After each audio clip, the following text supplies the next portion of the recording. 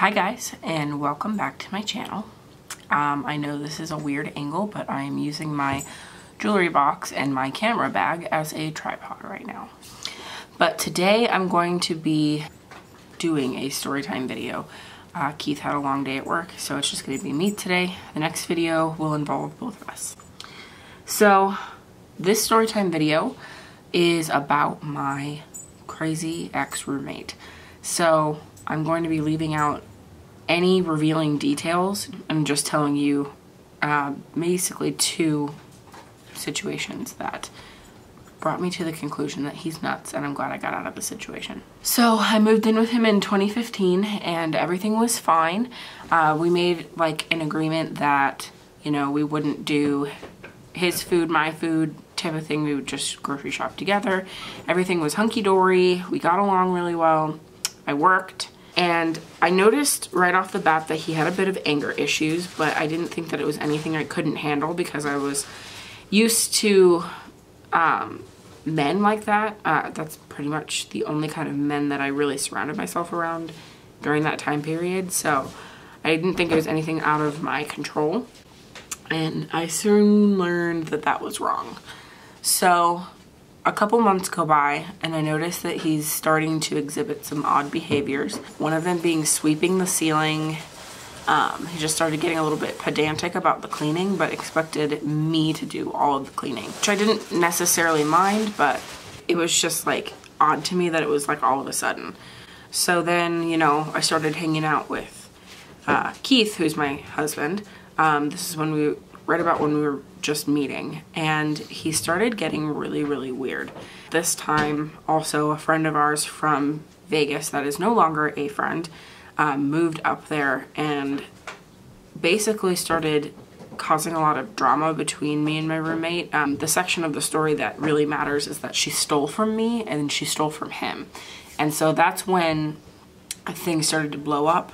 That's when we decided to move back to Nevada, and he wasn't happy about it, and just from that point on, he was just really, really weird. So fast forward to Thanksgiving time in 2015, I drove down to visit my dad, and I had just gotten a paycheck, and I told him if the paycheck is dated for today, which was a couple of days before the normal pay period, that I would give him rent early, but if not, he's kind of screwed.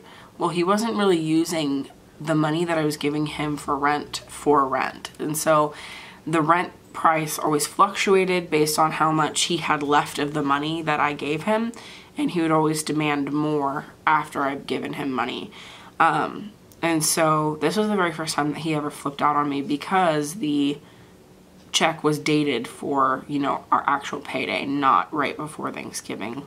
And he wanted me to go to a bunch of cash checking places or check cashing places, sorry, and ask if they could cash my check early. And I was trying to head out of town. I just didn't have time to be driving all around Orange County trying to find a place that would cash a check.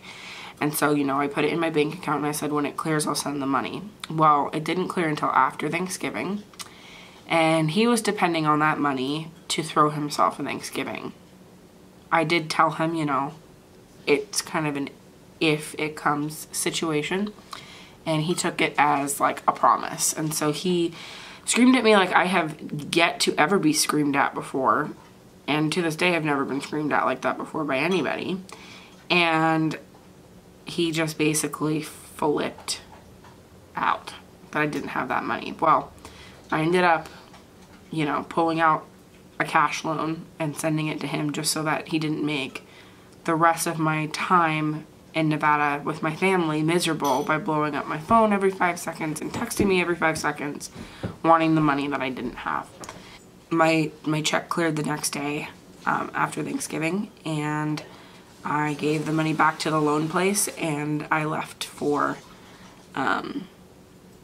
back to California. When I got back, he had been doing some things that were causing him to kind of get paranoid, I guess. And so he accused me of scaling the 2-story building and sneaking into my room when he wasn't home and sleeping in there so that I didn't have to have Thanksgiving with him. So he basically accused me of lying about going to Nevada and said that I scaled the 2-story building to get to my room. If anybody knows me well enough, they know that that would never in my life happen, even in an emergency situation. I could never scale a building. He convinced himself that I was scaling the building and that I just didn't want to spend Thanksgiving with him. And I obviously told him, you know, if I was staying in California, I would have spent Thanksgiving with you, but I wasn't here. And he cut me off and he was like, I don't want to hear your lies. I know that you were here. And so at that point, I kind of knew that his grip on reality wasn't all there. And so I started to get a little bit nervous, and especially with his like anger problems, it was starting to scare me a bit living with him. So, you know, we kind of told him we're going to be moving out. I gave you the rent. I'm just letting you know this is the day that we're leaving, and that's it. So I gave him pretty much all of my stuff. I gave him my microwave and my Keurig and just a bunch of stuff that like would have put him in a crappy situation if I took. Even though they were mine, I just wanted to be kind to him, even though he had not been kind to me. And we had my friend's mom come down and help me move. Of course, he was there every step of the way with his hands crossed. He was really pissed that we were leaving. But the crazy part about this whole story is that once we had moved to Nevada and we were looking for jobs, he was harassing me the entire time. And like I said earlier, he used to fluctuate rent prices. So I was at one point paying almost $1,000 a month for a room and a bathroom. So it was just crazy to me, especially with like what I was used to paying for rent prices in Nevada. And I know that it's more, but that just seems a little bit much, especially for how much the rent was at that apartment. It was paying more than half the bills. He was basically telling me that I owed him money for a heat bill. He accused me of touching the heat, which I didn't even know how to work the thermostat. It was one of the old ones that had like the switch, and I know it's probably self-explanatory, but I didn't want to mess with it because I kind of just paid rent. I didn't pay like utilities. It was inclusive, so I just didn't touch anything in there. And he accused me of moving the heat so that I had to pay the heat bill, and he did not stop. He was calling, he was texting. I blocked him, so he emailed. I blocked him on the email.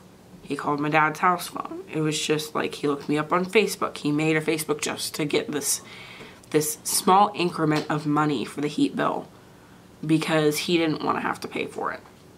So I finally just bit my pride, and at the time, because I didn't have a job, asked my dad for the money to pay him for the heat bill.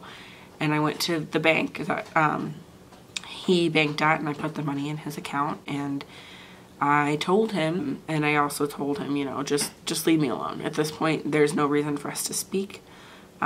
You're crazy, you scare me. His anger outbursts all the time were just a lot. So, fast forward about 1.5 years, I hadn't spoken to him. I didn't have his number. I deleted his number, blocked him, whatever. He had texted me from a different number about 1.5 years after all of this happened. And at this point, Keith and I were either married or getting married. And I texted him a screenshot of the text message, and he just said, "Hey, Kat, it's so-and-so, just wondering how you're doing." Now, knowing this individual and seeing how he interacted with his old roommate, which he always harassed as well, which should have been a red flag for me. He basically was trying to get money off of me, so I blocked him again.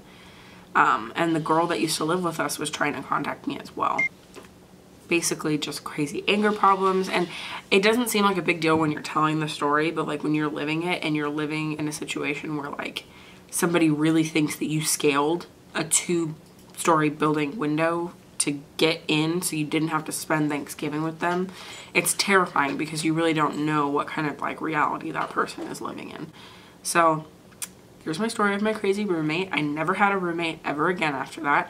I was with Keith at that point, and then we got married, and now we just, you know, cohabitate together. and love each other and whatnot. So, thank you guys so much for watching. If you enjoyed this kind of video, please leave me a comment below. And don't forget to like and subscribe if you feel like it. Talk to you soon.